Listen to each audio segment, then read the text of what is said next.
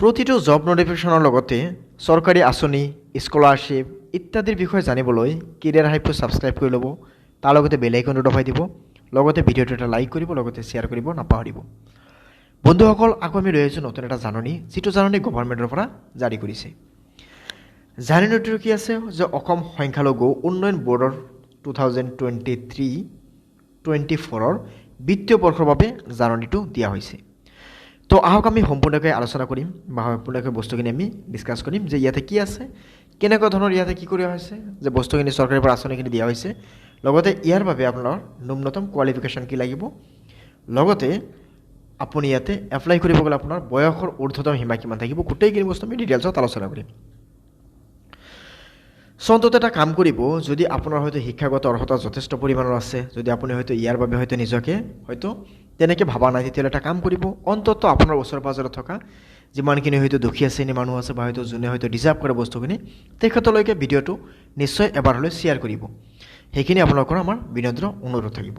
Okay, এতিয়া চাওক, প্ৰথমে ইয়াতে কি কোৱা হৈছে যে ই ৰিক্সা, বেটাৰী ৰিক্সা যিটো আছে সেইটো ৰিক্সাৰ বাবে আবেদন কৰিব পাৰিব, যিটো বস্তুৰ বাবে 80% গভৰ্ণমেণ্টৰ পৰা প্ৰভাইড কৰিব আৰু 20% হিতাধিকাৰীয়ে বহন কৰিব লাগিব। ইয়াতে কোৱা হৈছে যে আবেদনকাৰী ধৰ্মীয় সংখ্যালঘু সম্প্ৰদায়ৰ হ'ব লাগিব। এতিয়া ধৰ্মীয় সংখ্যালঘু বুলি ক'লে কি কি বুজি পাওঁ? ইয়াতে মুছলিম, খ্ৰীষ্টান, শিখ, বৌদ্ধ, জৈন আৰু পাৰ্চী। কি কি কৈছোঁ? মুছলিম, খ্ৰীষ্টান, শিখ, বৌদ্ধ, জৈন আৰু পাৰ্চী। এইকেইটা কমিউনিটিৰ পৰা যদি আপুনি বিলংছ কৰে, তেতিয়াহ'লে আপুনি নিশ্চয় এপ্লাই কৰিব পাৰিব। ইয়াতে চাওক, নেক্সট কি আছে? চেভিং মেচিন, মানে চিলাই মেচিন যিটো আছে। তো ইয়াৰ বাবে আবেদনকাৰী ধৰ্মীয় সংখ্যালঘু, লগতে আবেদনকাৰী কমপক্ষে 5ম শ্ৰেণী উত্তীৰ্ণ হ'ব লাগিব ই ৰিক্সাৰ ক্ষেত্ৰত। আবেদনকাৰী বয়স 80 পৰা 50 হ'ব লাগিব। লগতে ঘৰৰ ঠিকনা বা প্ৰমাণপত্ৰ গাঁও পঞ্চায়ত, পৌৰ নিগম বা টাউন কমিটি কৰ্তৃপক্ষৰ পৰা হ'ব লাগিব। মানে আপুনি গাঁওবুঢ়াৰ চাৰ্টিফিকেট বা প্ৰেচিডেণ্টৰ চাৰ্টিফিকেট এইবোৰ বস্তু লাগিব। আবেদনকাৰী ভোটাৰ কাৰ্ড, পৰিচয় পত্ৰ দিব লাগিব, মানে অসমৰ বাসিন্দা হয় নে নাই এইটো বস্তু স্পষ্টকৈ বুজাব লাগিব। বছৰেকীয় আয়ৰ প্ৰমাণপত্ৰ দিব লাগিব, য'ত আয় থাকিব আপোনাৰ বছৰত 3 লাখতকৈ কি থাকিব, যে 3 লাখতকৈ কম থাকিব, যে 3 লাখতকৈ কম থাকিব, তেতিয়াহে আপুনি এপ্লাই কৰিব পাৰিব।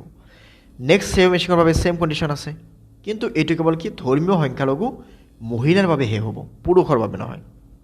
আৰু বাকী যিখিনি আছে এইখিনি বস্তু ছেম আছে, আপোনালোকে নিশ্চয় এবাৰ চাই ল'ব।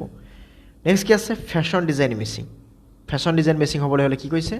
ইয়াতে আবেদনকাৰী আত্মসহায়ক গোটটোৰ পঞ্জীয়ন হ'ব লাগিব। মানে কোনো এটা আবেদনকাৰী কি হ'ব লাগিব, যে এটা আত্মসহায়ক গোটৰ থ্ৰুত হ'ব লাগিব, মানে কোনো ক্লাব বা NGOৰ থ্ৰুত হ'ব লাগিব, বা আত্মসহায়ক গোটৰ যে ছেল্ফ হেল্প গ্ৰুপৰ আণ্ডাৰত হ'ব লাগিব। ইয়াৰ প্ৰমাণপত্ৰটো সংশ্লিষ্ট কৰ্তৃপক্ষৰ পৰা সংগ্ৰহ কৰি আপলোড কৰিব লাগিব। মানে আৰু সেইটো যিটো আমাৰ ছেল্ফ হেল্প গ্ৰুপ নাইবা আত্মসহায়ক গোট আছে, সেইটো গোটটো আকৌ ৰেজিষ্টাৰ্ড হ'ব লাগিব।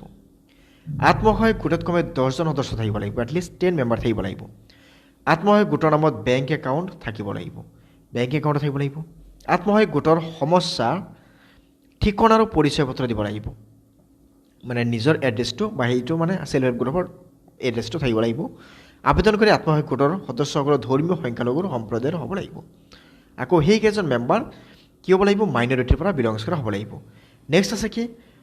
অট'মেটিক পেপাৰ প্লেট মেচিন, মানে পেপাৰ কাটিং যিটো মেচিন আছে সেইটো মেচিনৰ বাবে। এইটো আত্মসহায়ক গোটৰ পৰা কৰিব লাগিব, 10জন সদস্য থাকিব লাগিব, বাকীখিনি আগৰ নিচিনা কণ্ডিশ্যনটো ছেম আছে।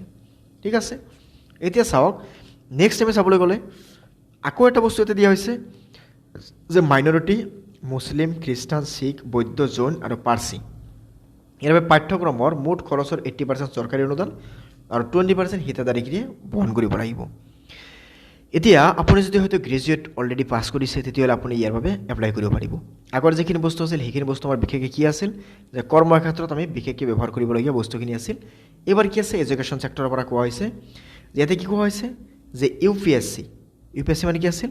যে ইউনিয়ন পাব্লিক ছাৰ্ভিচ কমিশ্যনাৰ coaching for entrance exam for UPSC, মানে যাৰ বাবে আপোনালোকে হয়তো যদি কোনোবাই UPSCৰ বাবে প্ৰিপাৰেশ্যন ল'ব বিচাৰি আছে আৰু ন্যূনতম প্ৰিপাৰেশ্যনখিনি লৈছে, তেতিয়াহ'লে সেইসকলে ইয়াতে এপ্লাই কৰিব পাৰিব।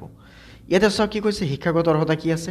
10+2+3, তাৰমানে আপুনি ডিগ্ৰী কমপ্লিট হ'ব লাগিব, মানে গ্ৰেজুৱেট হ'ব লাগিব, যিকোনো এটা ফিল্ডৰ পৰা হওক, ছায়েন্স হওক, আৰ্টছ হওক, কমাৰ্চ হওক, BE হওক বা BTech হওক বা BBA হওক এনেকুৱা ধৰণৰ আপোনাৰ বেচিলাৰ ডিগ্ৰীটো কমপ্লিট কৰা হ'ব লাগিব পাঠ্যক্ৰমৰ সময়সীমা থাকিব 12 মাহ আৰু ইয়াত আপোনাৰ বয়সটো 21 পৰা 27 বছৰলৈ থাকিব লাগিব মানে 27 ঊৰ্ধ্বত আপোনাৰ বয়সটো হ'ব নোৱাৰিব এতিয়া চাওক UPSC পাঠ্যক্ৰমৰ প্ৰৱেশ পৰীক্ষাৰ বাবে পাঠ্যক্ৰমৰ মুঠ খৰচৰ 80% চৰকাৰী অনুদান হ'ব আৰু 20% হিতাধাৰীখিনিয়ে বহন কৰিব লাগিব এতিয়া কি কৈছে the above scheme will be